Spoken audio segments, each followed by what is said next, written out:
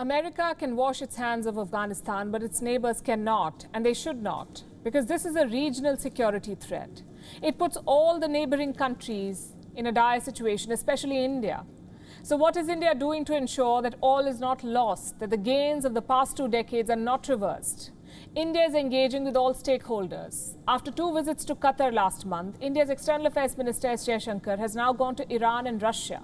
The idea is to work with a broad alliance on Afghanistan, because India has a lot at stake. India's investment in Afghanistan has been financial, diplomatic and cultural.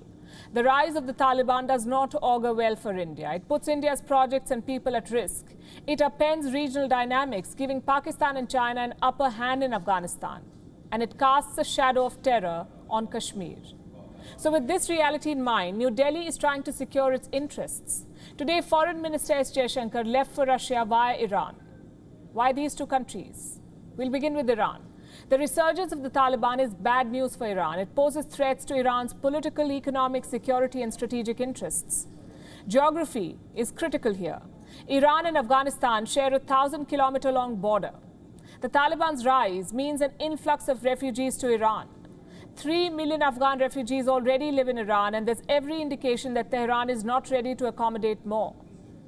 The second problem is sectarian. You see, Iran is a Shia country. The Taliban follows Sunni Wahhabism.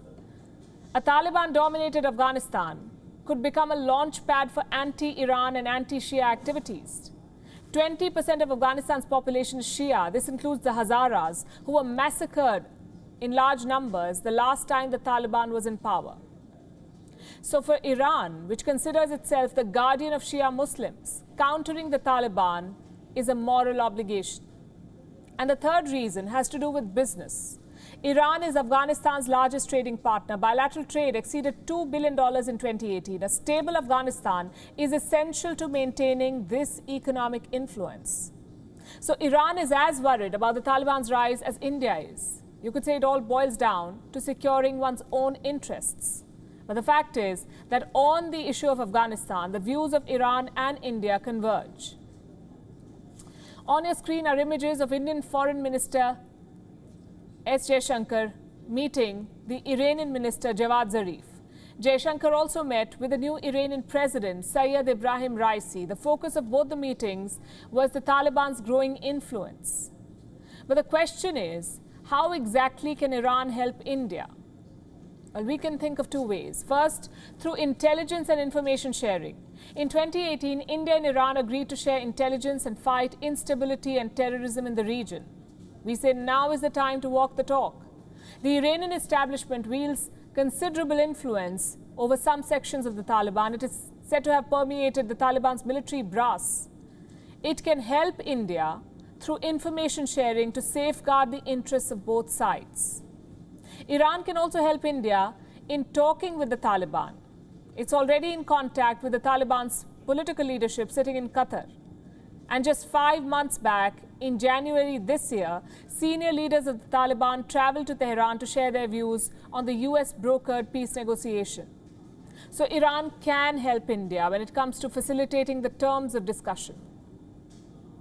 Then we come to Russia. The foreign minister will leave for Moscow on Thursday. He will hold a bilateral with his Russian counterpart, Sergei Lavrov. Again, the Taliban challenge tops the agenda. Yesterday, we told you how Russia operates one of its largest military bases right next to Afghanistan, the Russian 201st military base in Dushanbe in Tajikistan. Moscow has been conducting military exercises here to prepare for any future escalation by the Taliban. The Kremlin also said that it is willing to stabilize the situation in Afghanistan, both directly and through a regional security bloc. And today the Kremlin has said that it sees India as an important player in formulating such a coordinated response. So the bottom line is this: Afghanistan is going through a churn. The Taliban wants to control the situation completely. It wants total control. Some countries like India and Iran are working to prevent that. They're pushing for a broader power coalition. Others, like Pakistan, are working to make the situation worse. It would be safe to say that no side wants a rerun of the 1990s. India has repositioned its priorities, but the progress it makes will depend on how far other stakeholders are willing to go. WION is now available in your country. Download the app now and get all the news on the move.